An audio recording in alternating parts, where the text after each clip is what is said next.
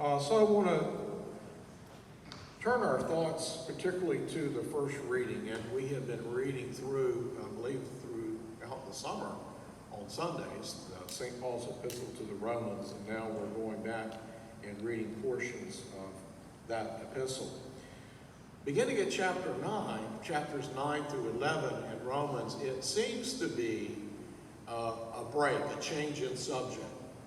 So if there's any passage in the New Testament that teaches us how we're to look at Israel, it would be Romans 9 to 11. And so what does the Apostle Paul tell us? Well, the Apostle Paul tells us, and I guess I should back up, why is he doing this? So we read the epistle, and it's all about, our salvation, and then it's like there's a drastic change in the subject. Now he's talking about Israel.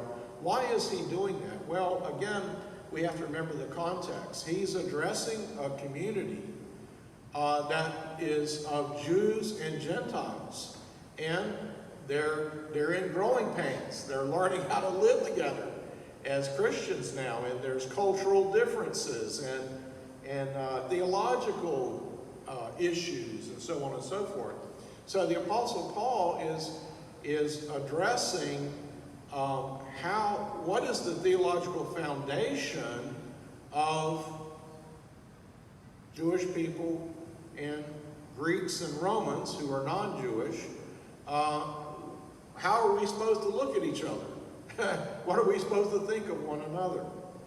And if you think about it, even today, the church, Christians, professing Christians, have a variety of different views of how to view the Jewish people, or i.e. the nation of Israel. Even Jewish people have different views. There's ultra-traditionalists or ultra-Orthodox groups of Jewish people that don't believe there should be a nation of Israel. Do you realize that? Because their view is that, the nation will not be restored until the Messiah comes. And so they are opposed to the secular nation of Israel. But in the Christian church, there's a variety of different views. One of the views is what you might hear labeled supersessionist or replacement theology, which means that the church has replaced Israel. Now, I don't subscribe to that view. And the reason why I don't is what the Apostle Paul says in Romans 9 to 11. He doesn't say that the church has replaced Israel. What he says is that the church, and I'm thinking particularly of non-Jewish Christians, we are grafted in. There's one body of Christ, there's one man, as he explains in Ephesians, and there's one people of God. So God is not cast off the Israelites. Paul will say that too. The gifts and callings of God are irrevocable. He still has a plan. And his plan is, if you read this portion of Romans, is that there will be a time when God pours out his Spirit upon the Jewish people, and that they will turn and believe in Christ and believe in Jesus as the Christ, as the Messiah. There will be a great awakening among the Jewish people. And he is not done with the nation of Israel. And of course, in thinking about that in our present climate, what are Christians to believe about the war? How are we to view the nation of Israel? Are they God's chosen people? Or are they just a secular government and we have no loyalty to them? And how are we supposed to view the present circumstance? Since Vatican II, I don't know if you realize this or not, but since Vatican II, there was a change in the church regarding our thinking about the Jewish people. Basically, the one document from Vatican II says that we don't believe that God's promises have been revoked. God still has a plan for the nation of Israel. He has a plan for the Jewish people. And second of all, we cannot blame the entire race for the crucifixion of Jesus. And if you do any reading in church history, there was a time when, unfortunately, the church did that. The church said, well, you know, what did the Jews say? Let his blood be upon us. They're cursed people. And the church at Vatican II says that's not correct. We need to change our thinking. Yeah, there were some evil religious leaders that wanted him crucified. But they did not speak for the whole nation, the whole group of people. And so from Vatican II, there has been more of a conscious and intentional effort to change the thinking of Catholics, and also to recognize the importance of our Jewish roots of our faith, and that we refer to them not as our enemies, but as our elder brothers. And of course, we could give examples, and we don't have time, where the popes visited the great synagogue, where they blessed the Jewish people, where St. John Paul, I tell you I'm not giving you examples, and I'm giving you the examples. St. John Paul, what did he do his trip to the Holy Land? He asked for forgiveness. There are other documents that express that the church should never tolerate anti-Semitism, that we view them not as being replaced by the church, but that we've been grafted in. You see, you and I are Israel. You and I are the spiritual sons and daughters of Abraham. And so when we read Paul's writing here, we can easily read it this way. We are the children of Israel. Not that we've replaced them, don't get that twisted, but we've been adopted in. We are the children of Israel. Ours is the adoption. Ours is the glory. Ours is the covenants. Ours is the giving of the law. Ours is the worship. Ours are the promises. The patriarchs are our patriarchs. Abraham, Isaac, and Jacob are our fathers.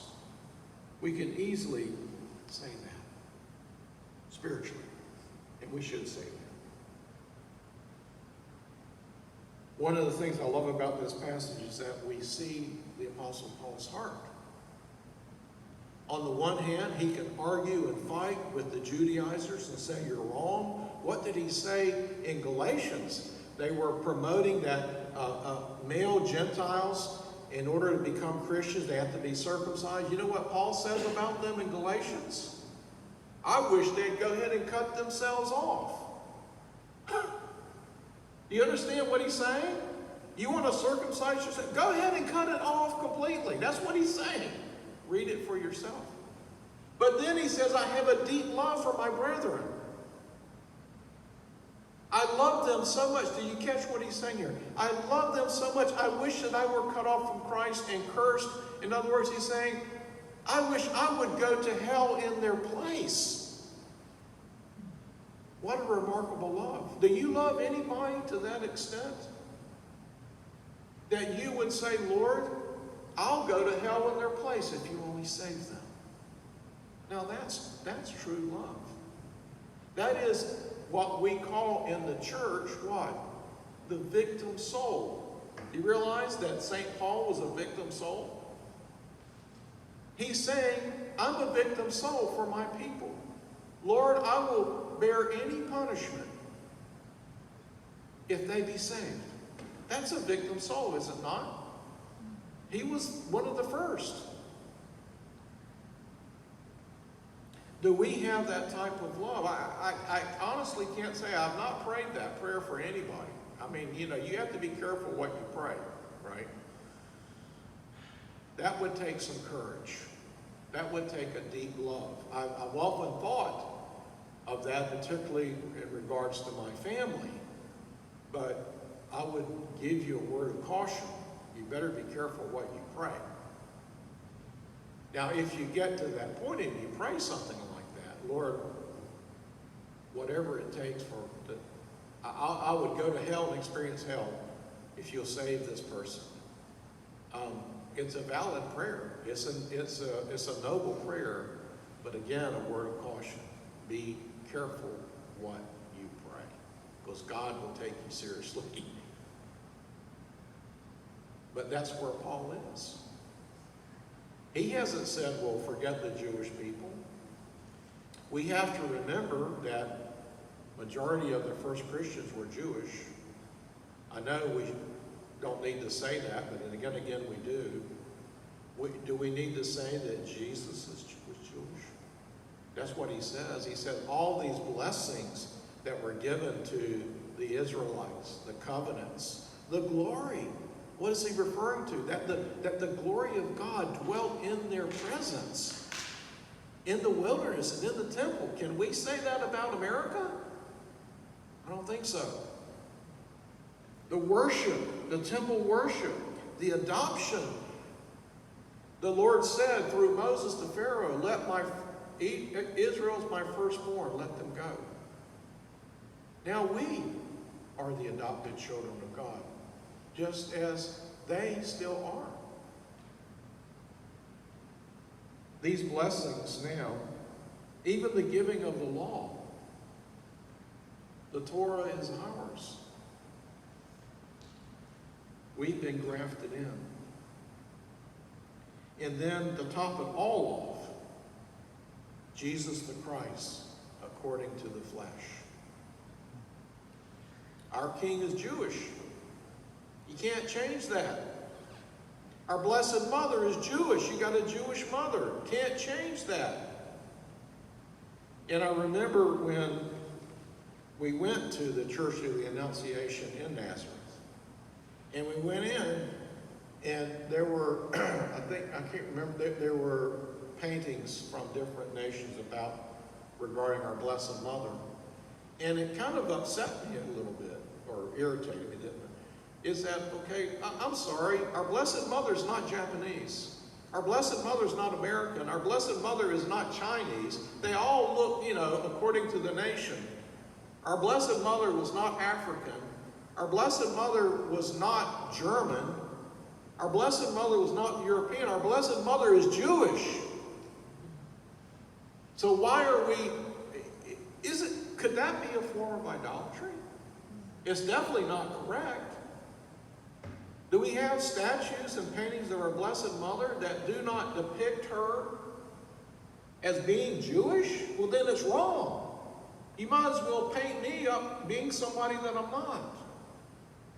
And we have to remember those very subtle things, truths.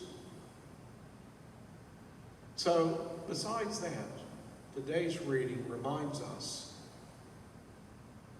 that we are to grow in our love for other people and do penance for other people and pray for other people's salvation. Just like the Apostle Paul. His heart, his burden was for his own people among the Gentiles as well. And so let us follow his example of praying and offering sacrifices and penances and good deeds for the salvation of others.